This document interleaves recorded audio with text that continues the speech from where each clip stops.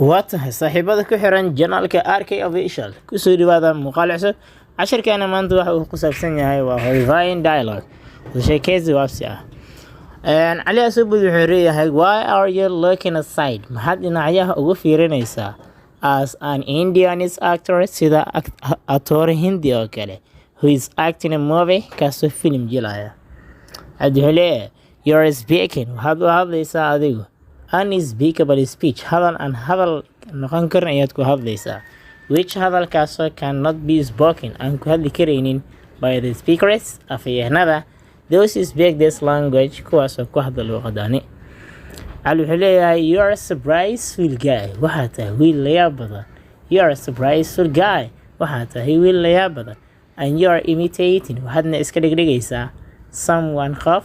who swallowed English kaasoo la qayba Englishka but laakiin did you forget ma ilowday adigu your dullness damiinimadaada ma ilowday adigu you are habituated waxaad caadaysatay you have ka dhig meesha you have habituated waxaad caadaysatay waxaad caadaysatay adigu to insult inaad cayso